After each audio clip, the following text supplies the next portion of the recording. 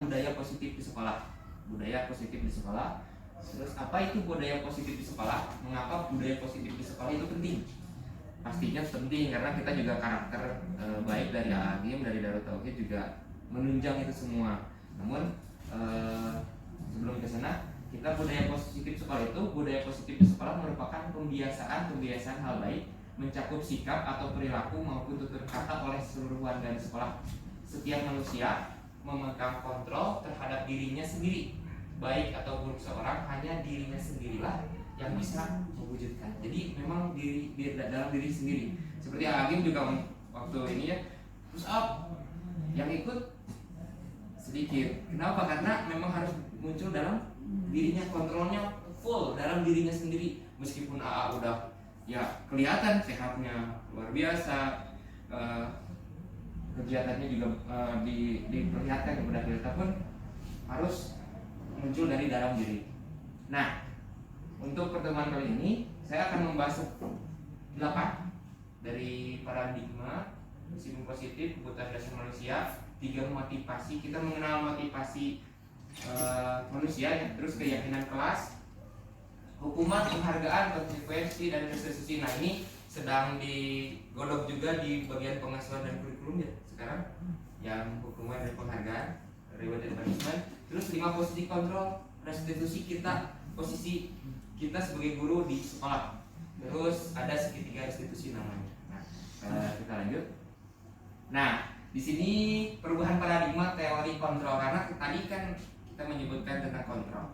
Apa itu kontrol? Nah, kontrol ini dibagi menjadi 4. Jadi yang kita lakukan di kehidupan sehari-hari itu ada ilusi guru mengontrol murid. Sebenarnya ustaz sekalian, yang sudah dilakukan sudah benar, namun itu hanya ilusi. Yang saya dapat dari guru penggerak itu hanya ilusi. Kenapa? Ilusi guru mengontrol murid. Jadi selama ini kita mengontrol murid, dan murid itu apa? Nurut gitu kan? Nurut dengan baik cepat ataupun lambat, nurut. Namun itu hanya ilusi. Kenapa? Sejatinya kontrol di sini adalah guru mengontrol murid. Intinya adalah murid mempersilahkan dirinya untuk dikontrol sama guru. Jadi bukan kesadarannya. Jadi ya udah saya bersedia. Jadi bukan dari kesadaran. Jadi itu hanya ilusi gitu. Terus ilusi bahwa semua penguatan positif adalah efektif dan bermanfaat. Jadi kita tuh ayo ini kita melaksanakan ini, kita sedekah dan sebagainya. Itu tuh masih ilusi. Kenapa? Karena ada beberapa atau kebanyakan dari murid yang kita didik itu belum penuh muncul dari dalam dirinya. Tapi dilakukan ya dilakukan. Apalagi ini SMK sudah lama, saya pun belajar banyak dari Ustaz Khairuddin. Tapi itu masih ilusi gitu. Jadi ilusi kontrol. Terus ada ilusi bahwa kritik dan membuat orang merasa bersalah dan menguatkan karakter. Jadi ditekan supaya dia tuh merasakan kamu tuh salah loh. Dan itu nurut. Gini bener nggak? Salah. Kenapa tuh begini? Jadi ditekan dan itu nurut, melaksanakan peraturan gitu. Nah, itu masih ilusi. Belum sadar kontrol dirinya penuh dalam dirinya. Terus yang terakhir adalah ilusi bahwa orang dewasa memiliki hak untuk memaksa. Nah, kita sebagai guru punya hak nih. Saya guru, kamu harus nurut karena orang dewasa. Jadi masih ilusi. Dan itu semua menurut dengan kita mengikuti arahan atau saran dari iya. Cuman ini semua masih dalam ilusi. Terus bagaimana yang harus kita lakukan? Nah, sebelum ke sana kita lihat ini ada stimulus dari Stephen Covey. Stimulus responnya, maksudnya ada stimulus responnya seperti ini. Realitas kebutuhan kita sama. Teori kontrol yang tadi, realitas kebutuhan kita berbeda. Jadi kita harus berpandangan positif kepada yang lain. Jadi jangan memaksakan. Terus semua orang melihat hal yang sama. Kita tuh dengan muncul hati kikir dia mah beda. Memang karena setiap orang memiliki gambaran berbeda. Kita harus sadar gitu ya. Terus kita mencoba mengubah orang agar berpandangan sama dengan kita. Kita berusaha memahami pandangan orang lain terhadap dunia, tentang dunia. Jadi kita harus open minded gitu ya. Terus perilaku buruk dilihat sebagai suatu kesalahan. Ya kan, selama ini saya pun begitu, di rumah, di sekolah juga sama seperti itu. Namun semua perilaku memiliki tujuan. Jadi kalaupun itu buruk, itu pasti ada tujuannya. Tanya, bisa ditanya, itu pasti ada tujuannya. Orang lain bisa mengontrol saya, hanya Anda yang bisa mengontrol diri Anda. Tidak ada yang bisa mengontrol selain diri Anda sendiri. Terus saya bisa mengontrol orang lain. Nah, paradigma teori kontrol itu, Anda tidak bisa mengontrol orang lain, nggak bisa. Secara sejatinya mengontrol gitu ya, karena tadi masih ilusi. Terus pemaksaan ada pada saat bujukan gagal. Kalau di sini kolaborasi dan konsensus menciptakan pilihan-pilihan baru. Jadi intinya sharing, gagas pendapat gitu ya. Terus model berpikir menang atau kalah. Jadi kamu tuh menang, aku itu kalah. Jadi harus di ini model berpikirnya menang dan menang. Kayak kalau di DT itu ada apa? 3 semangat. Tiga semangat sukses bersama. Nah, jadi harus semangat solusi bersaudara. Nah, gitu.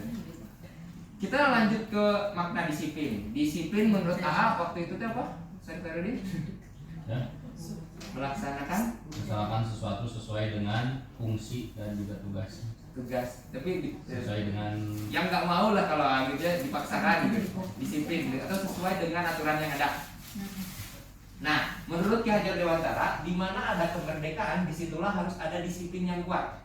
Sungguh pun disiplin itu bersifat self disiplin, yaitu kita sendiri yang mewajibkan kita sendiri yang mewajibkan dengan sekeras-kerasnya. Tetapi itu sama saja, sebab jikalau kita tidak cakap melakukan self disiplin, wajiblah penguasa lain mendisiplinkan kita. Nah, di DT melakukan ini kita sulit nih, jadi DT mendisiplinkan kita seperti yang tadi bersepeda, green pesantren dan sebagainya. Nah, ini penguasa lain, tapi tetap balik lagi ke self disiplin, harus ke sana terus. Dan peraturan demikian itulah harus ada di dalam suasana yang merdeka. Berarti memang harus merdeka, tidak tertekan. Tapi kalau tadi misalkan tausiah kita tertekan, berarti belum merdeka. Tapi kalau sudah tidak tertekan, berarti udah masuk gitu ke kontrol diri yang benar gitu tadi. Ya.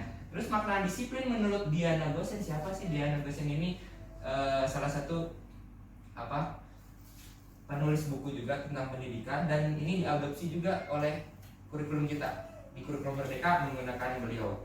Menyatakan bahwa arti dari kata disiplin berasal dari kata Latin disciplina, yang artinya belajar. Kata disiplin juga berasal dari akar dari kata yang sama dengan disiplin atau murid atau pengikut. Untuk menjadi seorang murid atau pengikut, seseorang harus paham betul alasan mereka mengikuti suatu aliran ajaran tertentu, sehingga motivasi yang terbangun adalah motivasi intrinsik bukan ekstrinsik. Jadi harus ngerti dulu tadi, kontrol dirinya digugahkan ya Pak, dibangunkan, gugah gitu, mudah secara ini mah sadar penuh. Nah, yang menurut saya lebih merubah mindset adalah ini ya, Carl Vico ini salah satu dosen di Amerika juga, pakar pendidikan juga. Saat kita berulang kali menjanjikan hadiah kepada anak-anak agar berperilaku bertanggung jawab, sering kan kita, ya saya ya di rumah beresin nanti dikasih hadiah, atau kepada seseorang murid agar mempelajari sesuatu yang baru, atau kepada seseorang karyawan agar melakukan pekerjaan yang berkualitas, kita sebenarnya sedang berasumsi bahwa mereka tidak dapat melakukannya. Benar gak? Iya kan? Kalau kita percaya mah beresin, tapi karena kita nggak percaya, nanti dikasih ini ya, nanti dikasih nonton ya, atau nanti ada reward nih, nanti naik kelas dengan posisi lebih berkembang gitu ya. Nah, itu dari Alfikon ya. Selanjutnya, makna disiplin dikemukakan oleh Ki Hajar dan tadi Diana Gosen, mengartikan disiplin sebagai bentuk kontrol diri, yaitu belajar kontrol diri agar dapat mencapai sesuatu tujuan yang mulia. Tujuan mulia di sini mengacu pada nilai-nilai atau prinsip mulia yang dianut seseorang. Kita namakan nilai-nilai tersebut dengan nilai kebajikan. Ini agak sedikit gimana gitu ya, nilai kebajikan. Intinya nilai kebajikan yang universal, yang semua orang pun sama bahwa itu deh. Misalkan contoh naik motor, tangkinya di depan, laki-laki nih isi bensin. Ada beberapa orang kalau ngisi bensin itu turun, Tapi ada orang tuh mikir itu motor tangkinya di depan sengaja biar nggak turun. Jadi kalau ngisi bensin itu tinggal langsung buka gitu. Tapi kan ada paradigma yang berbeda. Ada paradigma. Nah, nilai-nilai kebajikan yang universal. Jadi harus universal. Jadi semua mengakui bahwa kayak sopan. Itu sopan nggak? Ya, semua orang menganggap itu sopan. Itu bertanggung jawab, semua orang bertanggung jawab. Nah, harus mengacu kepada nilai-nilai kebajikan yang universal. Bisa aja itu mah itu sopan, itu nggak sopan. Tapi kan, nah berarti belum universal. Nah, ini nilai-nilai kebajikan yang dirangkum di dalam Islam pun sudah semuanya. Profil pelajar Pancasila, terus 9 pilar karakter Indonesia Heritage Foundation, the 7 essential virtues, empati, suara hati, kontrol diri. Terus ini juga dari IBO ada sikap murid. Jadi sikap murid itu harus begini. Terus ada nilai kebajikan lain ini dan ini. Intinya nilai-nilai yang disepakati oleh semua orang. Ini pasti sama semuanya berpandangan gitu. Nah, motivasi. Jadi kita sekali ke sana tadi disiplin sudah, terus tahu bahwa nilai-nilai universal. Nah, kita mengenal bahwa ada 3 perilaku manusia. Sudah dikategorikan 3. Ini sama siapa? Sama Diana Gosen tadi. Ada 3, yaitu orang itu sejatinya punya 3 ini.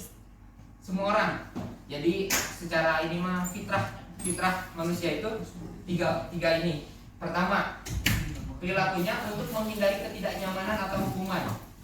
Jadi pasti kayak tadi tausiah datangnya pasti tepat waktu. Kenapa? Karena malu untuk berdiri kan. Itu tuh padahal nggak ada yang lihat sebenarnya. Cuman ada perasaan karena semua orang punya rasa ini. Terus untuk mendapatkan imbalan atau penghargaan dari orang lain. Jujur saya pun sampai sekarang ingin ada penghargaan gitu. Jadi dan semua orang masih begitu. Sekarang istri masak nih sama suami pasti nunggu. Kata, ih Umi ini enak banget. Itu butuh. Suami pun begitu. Pasti, Abi capek ya. Nah itu tuh butuh. Itu butuh. Setiap orang pasti membutuhkan itu. Terus yang terakhir menghargai diri sendiri dengan nilai-nilai yang mereka percaya. Jadi tuh kan saya bagus, tuh kan saya bisa. Dan itu semua orang pasti ada. Jadi kita harus paham ini. Untuk siapa ya? Untuk diri kita, keluarga, murid, tentunya kalau di sekolah. Gitu ya. Terus, nah kita langsung masuk sini ya. Hukuman atau penghargaan, konsekuensi dan restitusi. Ada hukuman itu sejajar dengan penghargaan. Sebenarnya, reward and punishment. Ya, kalau bagus pasti dapat reward. Kalau kurang berarti pada hukuman. Kalau biasa-biasa berarti enggak. Ya kan? Nah, ada konsekuensi. Ada hukuman, ada konsekuensi bedanya. Terus dan ada restitusi. Nah, saya akan membahas tentang restitusi. Tapi kita akan bahas satu-satu nanti terakhir ke restitusi. Restitusi itu adalah tingkat bukan hukumannya, tingkat untuk menyelesaikan masalah lebih lain gitu. Qarib sahal. Menurut Al-Fiqh juga yang tadi bahwa mengumumkakan baik penghargaan maupun hukuman adalah cara mengontrol perilaku seseorang yang menghancurkan potensi untuk pembelajaran yang sesungguhnya. Jadi mau hukuman atau penghargaan itu menghancurkan potensi yang sesungguhnya. Menurut Kohn secara ideal tindakan belajar itu sendiri, belajar dari jati dirinya sendirilah itu yang memang penghargaan yang sesungguhnya. Terus kita di sekolah, ya itu mah beda ya. Itu nanti ada pemangku kebijakan yang lain. Cuman ini dari guru penggerak adalah penghargaan dan hukuman itu tidak baik. Intinya tidak baik. Kayak tadi menyuruh anak untuk beres-beres mainannya, nanti ibu kasih Yuki ya. Kita sejatinya nggak percaya sama anak itu. Ya. Atau dihukum. Nanti nggak boleh nonton seminggu. Iya kan? Soalnya saya itu ya begitu. Nanti nggak akan dibikinin subkrim misalkan atau apa ya. Nah, jadi dikonklusikan bahwa konsep disiplin dengan identitas gagal ini identitas gagal. Konsepnya disiplin tapi identitasnya gagal. Pertama hukuman, kedua penghargaan ini gagal. Kenapa? Hukuman itu menyakitkan pertama pastinya. Tidak nyaman, murid takut menyiksa, murid menyembunyikan kesalahan, murid menjadi tidak ramah. Nurut. Tapi ini yang dirasakan. Kalau penghargaan, memang tidak semuanya. Cuman secara keseluruhan kata tadi si Cohen tidak efektif karena merusak hubungan, sifat iri dengan orang lain. Pasti ada yang iri dan itu pasti ada.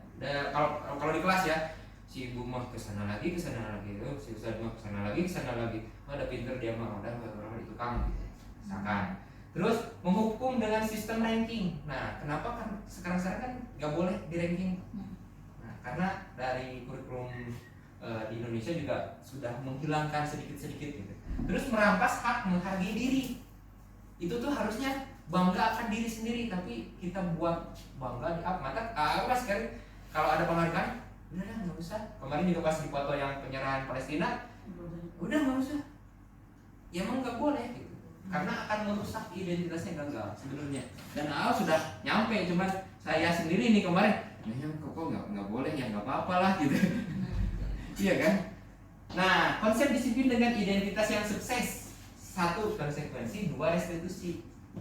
Konsekuensi itu penguatan dengan tapi penguatannya jangka pendek. Konsekuensi itu maksudnya diajak ngobrol. Kalau AA, kalau di Eko nih, yang ngobrol berdiri ya. Sebelum ada pematerian itu, yang ngobrol berdiri ya. Jadi ada kesepakatan. Setuju nggak? Setuju. Nah, konsekuensi maksudnya perlu monitoring berkelanjutan. Kenapa? Karena yang munculnya dari gurunya atau dari pematerinya. Stimulus respon yang tadi. Jadi respon langsung gitu, dan itu keluarnya dari gurunya. Terus murid menghormati peraturan, pasti kayak Amin yang bicara begitu ya pasti nurut. Guru pun sama. Terus kehilangan waktu untuk merenungi kesalahan. Jadi tidak ada ambil hikmahnya, nggak akan, karena konsekuensi langsung. Udah nggak ditanya dulu kenapa kamu melakukan ini, jadi langsung kan udah konsekuensi, nggak ada. Nah kalau restitusi, tapi itu sukses, tetap konsekuensi masih sukses, boleh.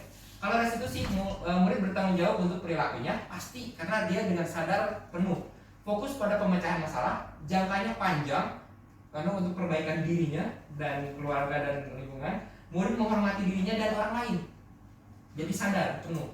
Teori kontrol, dirinya memegang kontrol penuh dalam dirinya, inner di dalamnya gitu. Murid bersemangat memperbaiki kesalahan. Nah, ini yang diharapkan saya pribadi juga sama sekolah, tentunya SMP juga pasti gitu ya. Jadi kalau anak berbuat salah tuh dia tuh sadar nggak sih? Cuma ada anak yang kamu ini kenapa tadi nggak ke masjid? Nggak sadar dia tuh salah.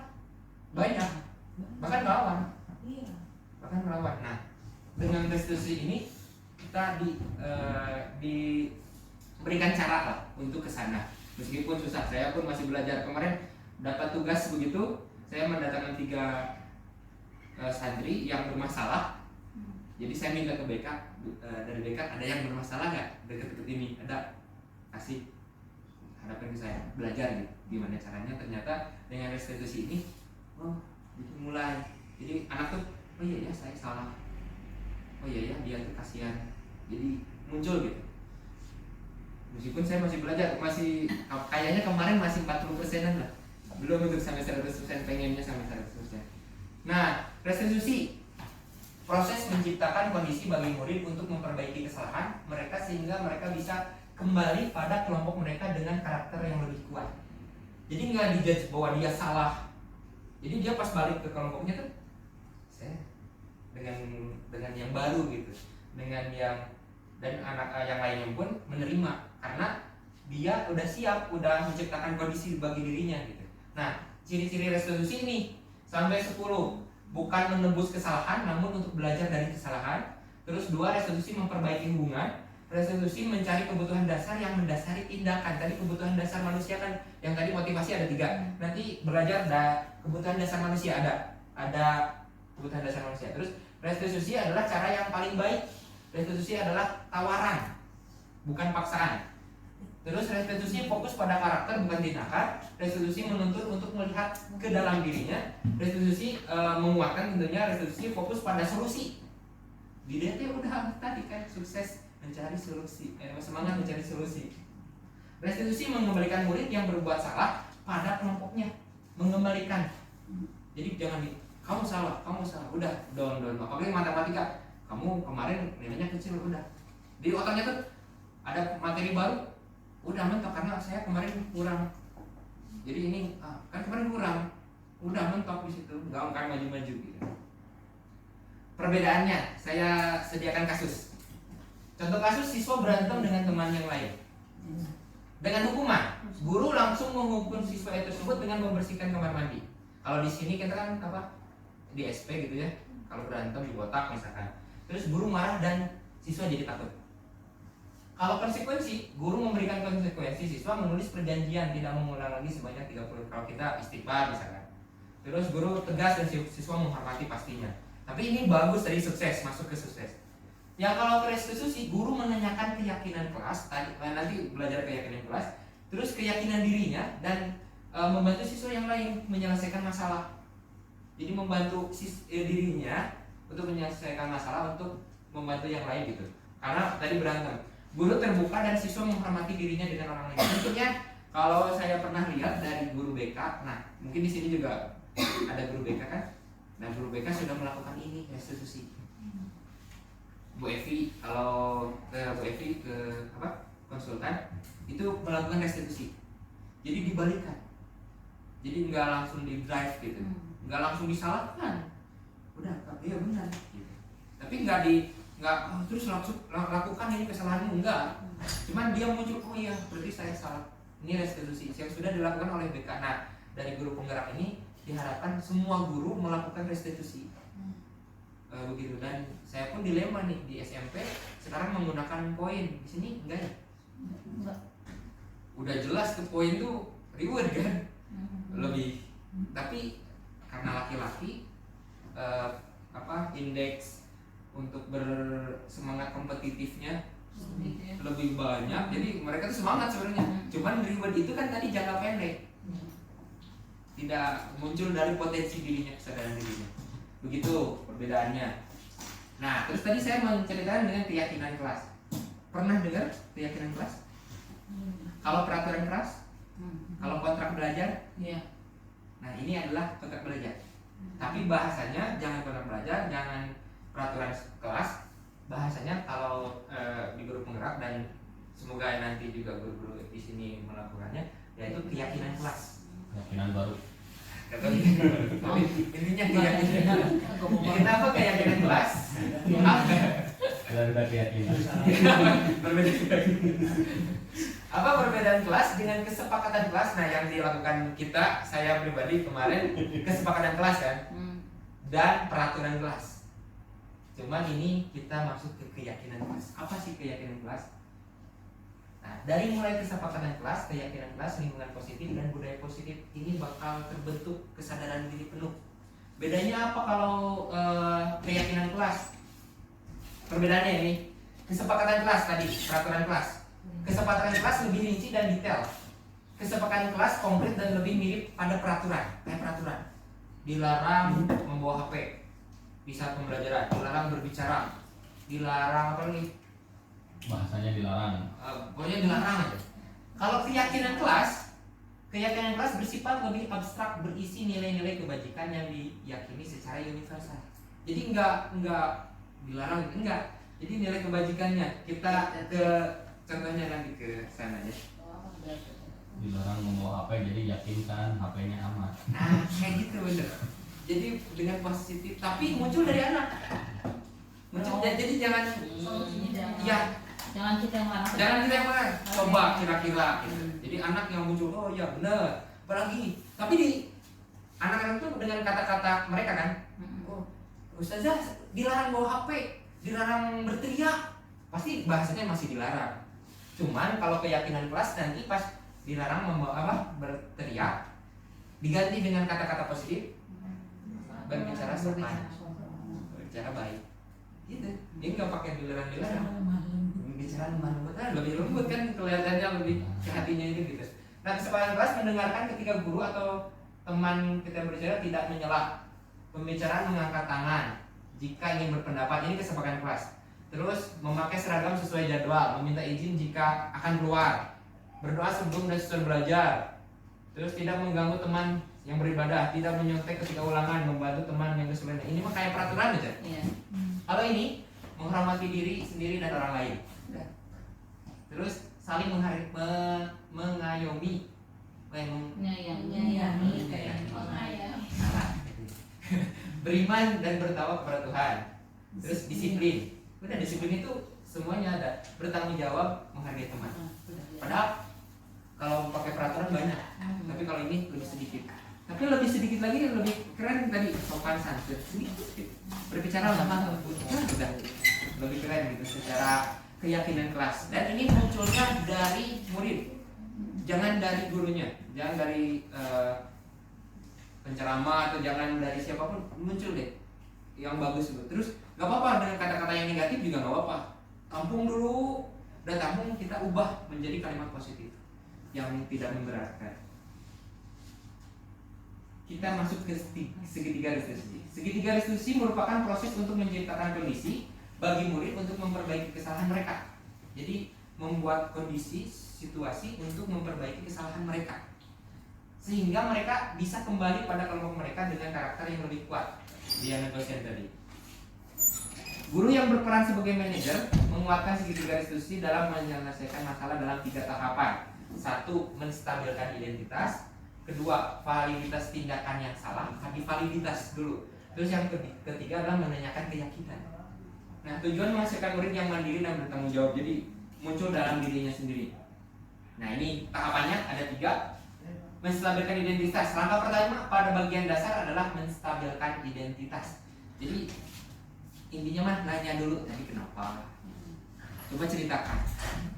Gini. Oh, jadi disambak dulu, dirangkul dulu gitu. Terus kamu bilang apa? Bilang gugur misalkan. Ke siapa? Oh gitu. Karena marah ya? Iya. Oh gitu. Pas udah down tuh tenang. Kalau kira-kira nyebut gitu ke orang lain bener nggak? Kayaknya salah. Kenapa salah? Jadi dibalik terus agak lama nih di sini. Terus ya nantinya ke validitas tindakan yang salah tadi muncul. Oh iya, saya salah. Kita harus tadi. Tapi ini tuh validasi tindakan yang salah itu kita harus meraba juga dia kenapa berbuat seperti itu. Jadi dia tuh melakukan itu bisa jadi nggak tahu dia salah. Kayak anak TK nih, lari-lari di jalan itu padahal banyak motor. Padahal lagi senang deh. Sama gurunya, kamu sini masuk. Itu nggak boleh, jangan gitu.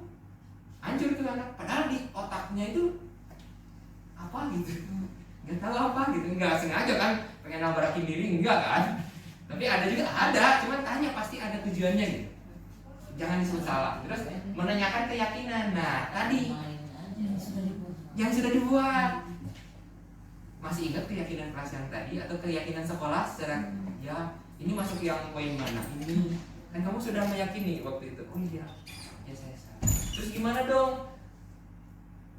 Ya balik lagi, kamu ingin memperbaiki ini semua? Iya.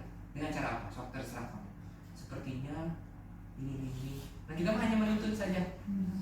Tidak langsung kamu harusnya ini. Kamu harus menghadap guru. Harus menghadap Bu Mesa sekarang, minta maaf. Jadi jangan muncul dari kita. Terus kamu harus ke Pak Rizky minta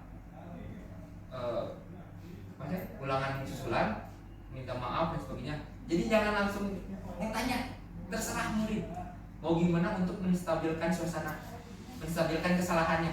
Apa intinya menebus mungkin ya, menebus untuk jadi benar. Tapi gimana? Kalau dia nggak ngerti.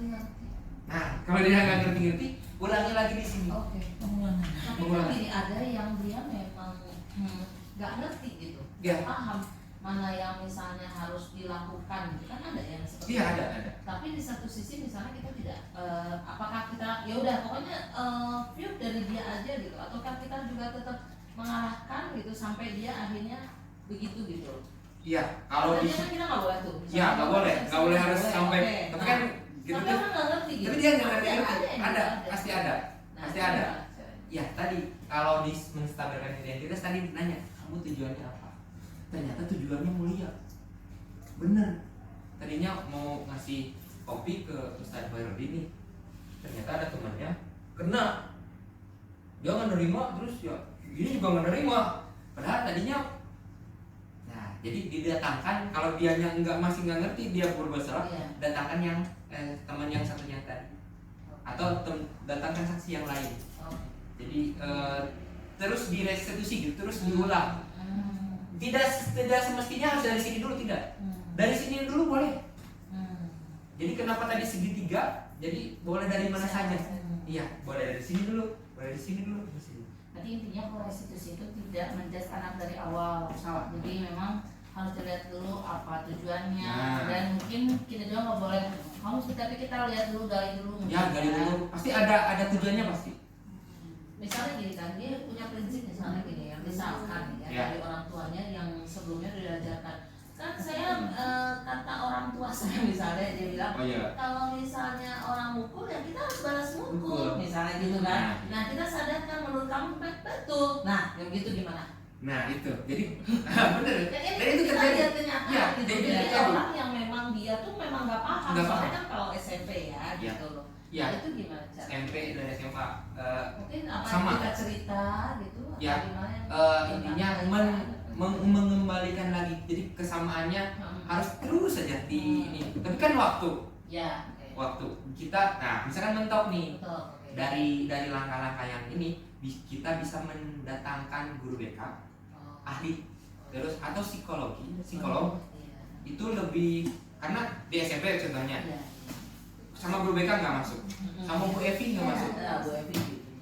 Akhirnya mendatangkan psikolog dari luar beberapa kali, baru masuk. Udah itu datangkan orang tuanya. Oh ternyata memang tadi keyakinan dirinya, mindsetnya memang dibuat dari orang tua. Jadi udah terbentuk. Kalau ini mah ada kodrat alam, ada kodrat zaman. Nah dia mah kodrat alam dan zamannya itu sudah terbentuk seperti itu dari keluarganya, atau misalnya dari SD-nya juga sama guru-guru itu bener Bu, kenapa di sini jadi salah, ya kan? Nah itu jadi memang ada tahapannya. Nah tahapan awalnya begini. Memang tadi saya pun membicarakan bahwa ada santri atau anak itu nggak tahu bahwa dia ini saya. Dia tuh bener Bu. Gitu. Dia bener. Cuman ya itu kalau memang bisa ditolerir langsung, tapi dipahamkan. Tapi jangan langsung menghukum. Oh iya, berarti pahamkan. Pahamkan. Karena ya nanti kita belajar tentang kebutuhan manusia. Ada yang caper, ada yang pengen dipuji, pengen menghargai. Itu di 5 kebutuhan manusia ada. Jadi kita harus paham. Insya Allah ya. Mungkin ada yang tanyakan lagi? Ya, jadi ini ada pemahaman, boleh ya kita memahamkan, tapi keputusan itu tidak boleh dari kita. Ya, keputusan. Justru kita agak kekeh gitu ya, akhirnya mah. Pokoknya dia paham dulu. Ya, pokoknya dia paham dulu. Selanjutnya, nah ini contohnya tadi menstabilkan identitas. Berbuat salah itu tidak apa-apa loh. Sok cerita. Jadi jangan kamu salah. Jadi takut dia takut cerita. Terus Ya tidak ada manusia yang sempurna kok. Gitu. Ibu juga pernah melakukan kesalahan. Ibu juga langsung ngaku dan sebagainya. Jadi di Indonesia saya juga pernah melakukan kesalahan, sama kan? Kita juga menyelesaikan ini. Kita bisa menyelesaikan ini kok. Kita bareng-bareng yuk. Terus bapak, ibu tidak terpikir mencari siapa yang salah. Enggak. Ibu enggak mencari siapa yang salah, enggak. Cuman ingin mencari solusi bersama biar enak. Hati kamu deg-degan enggak? Takut enggak? Ya kita biar ini. Nah terus kamu berhak mendapatkan itu, penghargaan dari orang lain. Oh kamu tuh nggak salah beneran. Kita merubah tadi kondisi supaya dia keluarnya biasa aja lagi gitu. Tapi tadi dengan pahamkan dulu yang sebelumnya di situ, gitu. Jadi bukan berarti oh saya salah bener nih. Benar nih berarti. Ya. Terus validasi salah, kamu pasti punya alasan mengapa melakukan itu. Terus kamu patut bangga pada dirimu sendiri karena kamu telah melindungi sesuatu yang penting buatmu. Yang tadi, misalkan itu nih, ini penting bagi saya, ini salah, udah sini nggak mau. Itu benar, kamu benar melakukan itu.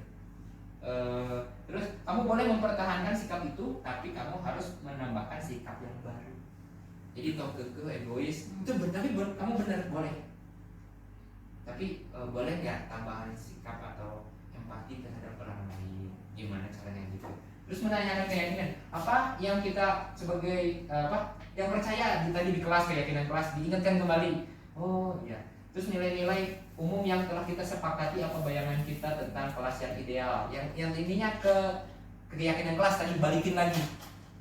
Kan udah ditulis kan, kamu ini. Jadi di keyakinan kelas pun disinyalir harus semuanya yakin, sepakat. Jangan sampai ada yang enggak nih gitu. Tapi harus yakin, tapi bukan dari kita gitu, dari mereka. Terus kamu, soalnya gini, kalau dari muridnya pernah saya juga suka-sukanya. Ya suka-suka bagus. Tapi kalau ditulis sama gurunya dia bangga. Oh. Iya, itu yang saya itu. Itu yang saya. Benar. Iya. Jadi dia meyakini bahwa apa yang dia ucapkan. Jangan kan dia, kita juga mungkin bangga juga kan. Iya, kita juga Terus pasti itu bang. sama AA. Oh iya, intinya bener kan tadi kayak apa? Motivasi hidup tadi. Motivasi. Saya pun bangga, apalagi misalkan di tausiah, ya Ahmad. Iya. Ahmad itu tuh. Iya. Disebut nama. Disebut nama. Nah itu, apalagi anak-anak terus dituliskan, terus kita bakukan ke poster. Iya. Itu bangga, itu pasti yakin. Ini dapat saya. Gitu. Karena kenapa restitusi itu penting? Karena rasa bersalah menguras energi. Jadi kamu itu salah, tapi ya, maka mau menguras energi. Ketika kita merasa bersalah, kita mengalami identitas kegagalan. Jadi dia tuh pasti terpuruk. Terus kita pun jadi emosi. Terus perasaan bersalah membuat kita terperangkap pada masa lalu, di mana kita sudah tidak bisa berbuat apa-apa. Kayak matematika, nggak bisa pecahan, udah nggak bisa. Di otaknya tuh, udah saya nggak bisa. Kemarin dia nggak bisa, kali ini baru. Misalkan apa? Segitiga kongruen atau apa gitu, yang mana aja nggak bisa, udah top gitu, nggak maju. Nah ini boleh? Sebelum ini saya izin, tadi kan ada keyakinan. Ya. Nah keyakinan itu boleh nggak? Misalnya dia hampir sama dengan konsekuensi. Boleh, kan tadi konsekuensi itu pun masuk ke keyakinan. Ke apa? Identitas sukses. Oke. Boleh, cuman kalau lebih baik ke atasnya lagi tadi. Keyakinan. Ya, keyakinan. Tapi sampai konsekuensi juga boleh. Jadi kan maksudnya gini, pada saat dia yakin bahwa yang dia lakukan itu benar, Ya. tapi pada saat dia tidak melakukan kebenaran, maka dia akan ada konsekuensinya Ya. gitu loh. Iya benar. Sehingga akhirnya kan membuat dia berpikir Berpikir, karena dia udah yakin dan kayak Agim lah gitu kalau yang ngobrol berdiri ya, nggak marah. Ngobrol, siapa tadi ngobrol? Jadi dia tahu kan ada Dia tahu. konsekuensi. Iya, Boleh kan? itu boleh. Identitas sukses itu Tapi masuk. bukan berarti masuk ke hukuman. Bukan, Tapi kalau hukuman anak beda. tuh akan tahu pada saat misalnya saya ngadang motor, maka saya akan tertabak. Iya. Benar. Tertabrak. Tertabrak. Nah terus ini kita harus memahami 5 kebutuhan dasar manusia. Ini sudah dirangkum oleh pakar pendidikan dan Daya aku udah banyak. Maju ada 5. Pastinya semua orang ingin bertahan hidup. Kebutuhan yang bersifat fisiologis tubuh kita, keinginan untuk bertahan hidup, misalkan kesehatan, rumah dan makanan, sandang, pangan, papan. Itu pasti semua orang ingin bertahan hidup. Terus kasih sayang dan rasa diterima. Semua orang pasti ingin ada ini. Terus penguasaan, pengakuan atau kemampuan dianggap berharga, bisa membuat perbedaan, bisa membuat pencapaian kompeten, diakui, dihormati. Itu pasti semua ini ada dari semua orang. Terus kebebasan, di setiap orang pun ada pengen kebebasan. Rakyat Korea Utara terkekang kan dengan komunisnya, tapi pengen bebas juga sebenarnya mereka, tapi terkekang, tidak bisa bersosialisasi, tidak bisa apapun. Tapi semuanya pasti ada pengen. Terus kesenangan, mencari kesenangan bermain dan tertawa. Ini adalah sifat dasar, kebutuhan dasar manusia. Jadi kita harus empati kepada murid lah, minimal gitu ya, maksimalnya ke semuanya. Nah ini kita ada situasi situasi seperti ini. Sebutkan kebutuhan apa yang sedang berusaha dipenuhi oleh anak ini. Bimo, seorang anak TK, sedang berlari keluar kelas menuju jalan raya. Di depannya sekolahnya yang ramai dengan kendaraan. Tingkahnya membuat guru Bu Ani bingung dan seringkali lari mengejarnya. Beberapa kali lari. ada beberapa kemungkinan jawaban yang diberikan Bimo. Nah, pasti tanya tuh, Bimo kenapa? Aku senang main kejar-kejaran dengan ibu guru, seru loh. Kira-kira nih, dari 5 kebutuhan manusia, mana yang yang ingin Bimo keluarkan? Coba. Kesenangan. Bisa cinta dan kasih sayang juga, karena bentuk ke ibu guru bisa ngajak main. Ya, aku senang main kejar-kejaran dengan ibu guru, seru. Kesenangan. Cinta kasih juga bisa. Cuman yang di otak dia tuh Kebebasan. kebebasan.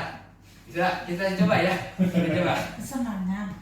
Ini dari kelompok LMS yang saya kesenangan. Jadi dia di otaknya itu senang, lagi senang, seru, ibu. Jadi padahal si ibu gurunya mau nangkep dia jangan ke sana, tapi dia tuh mikirnya deh, si dikejar sama ibu terus senang, dia senang gitu. Coba lagi. Kata Bimo pas dikejar, pas ini ditanyain, ibu kenapa Bimo? Ibu kejar aku karena ibu guru sayang aku. Berarti itu sifat apa yang muncul? Tentunya karena itu jelas. Ibu sayang sama aku lari lagi lah gitu yang dirasakan. Terus kalau gini, aku hebat kan bisa bikin ibu kejar aku. Penguasaan. Karena ingin Akui. diakui, benar. Penguasaan itu sifatnya. Terakhir, yang ini, aku bosan belajar mewarnai terus di dalam kelas, Bu. Kebebasan. Itu kebebasan apa kesenangan? Kebebasan. Dan ini jangan kita salahkan karena sifat itunya sedang muncul gitu. Berarti intinya apa? Kita ngajarnya monoton, kurang senang gitu. Untuk dia, yang lain mah senang. Mungkin dia misalkan auditori, misalkan atau kinestetik, misalkan. Dia tuh kalau yang kinestetik mah, iya udah kemana gitu. Pas keluar lari-lari kita salah, kamu keluar terus. Udah, padahal mah gurunya yang salah. Karena dia pengen bebas sebenarnya. Ada contoh lain, Dinda seorang Ibu Dinda, seorang anak kelas 3, terus begitu tiba di rumahnya pulang sekolah, menangis dan mengadu pada ibunya bahwa dia dibenci oleh Ibu Rani, gurunya. Jadi pulang nangis, kenapa dibenci? Terus dia bilang, ibu guru bilang aku tidak boleh bersenandung sewaktu mengerjakan tugas. Katanya kelas harus tenang, tidak ada suara. Kan nggak seru jadinya. Kira-kira ini kesenangan, penguasaan, kebebasan, kecintaan kasih sayang yang dia mau ungkapkan. Kesenangan. Kebebasan. Kesenangan. Bisa kebebasan, kesenangan. Contohnya ke Kesenangan. karena nggak seru nyanyi itu senang. Senang. Kalau gini, ibu guru tidak menyapa aku hari ini padahal aku pakai jepit rambut baru. Penguasaan. Kita kasih sayang. Cinta dan kasih sayang. Malik, izinnya boleh. Cinta. Salah. Sepele tapi anak tuh kelas 3 ya. Nah, pengen dihargai gitu. Dan kita nggak peka. Dan susah tuh peka untuk semuanya main. Tapi berusaha lah untuk. Terus aku sebel gambarku tidak rapi. Malah ibu guru nunjukin ke teman-temanku di depan kelas. Ini apa? Penguasaan. Penguasaan. Kenapa? Karena direndahkan. Karena direndahkan. Karena menganggap kamu nggak bisa gitu. Terus ditunjukin ke kenapa? Itu yang ingin dia sampaikan. Terus aku bosen, masa belajar cuma gitu-gitu aja, dengerin ibu guru aja. Kebebasan. Begini. Kebebasan. Kebebasan. Nanti udah masuk tadi yang kebebasan. Nah, ini berapa lagi? Dikit lagi. Insyaallah 2 lagi. Udah di slide akhir. Nah, ini posisi kita sebagai guru. Tadi kita udah banyak ilmu yang didapat. Posisinya mau di mana nih kita? Mau jadi penghukum atau membuat merasa bersalah? Posisi ini teh kekeh, greget, tahu nggak kamu salah? Atau kita teh diem? Ibu kenapa diem? Kamu tahu nggak tadi salah? Terus kekeh di sini. Kalau teman boleh,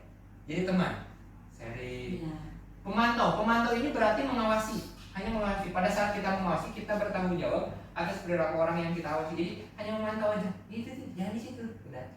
Tapi kalau manajer, Bisa semua. iya, bisa jadi teman, pemantau, dan demikian bisa jadi dikembalikan ke posisi yang tadi restitusi.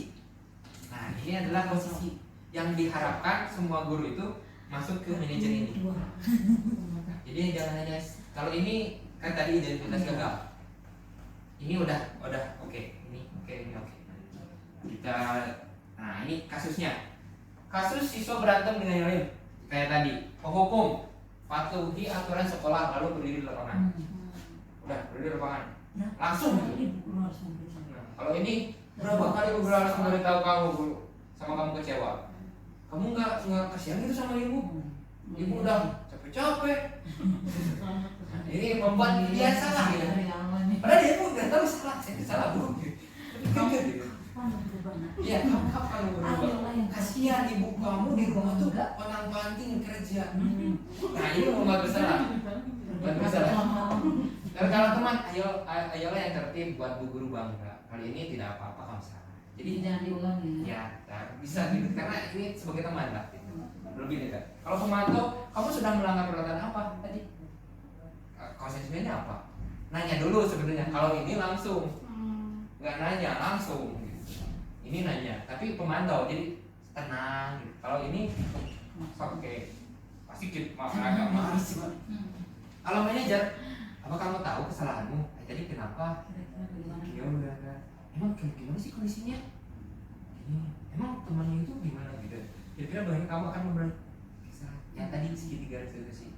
Jadi manajer itu yang diharapkan oleh yang guru penggerak dari dinas untuk semua guru itu Menjadi manajer. Amin. Semua jadi Gitu. manajer. Jadi kelas. Manajer di kelas. Ya, kalau bisa di rumah di semuanya gitu ya. Itu pasti ini. Saya juga selama ini ke anak gitu. Berarti harus dirubah main paradigmanya gitu. Begitu dari saya. Terima kasih. Semoga waktu dan kesempatannya diganti oleh Allah Subhanahu wa Ta'ala. Semoga bermanfaat. Begitu mungkin ada pertanyaan, Bang.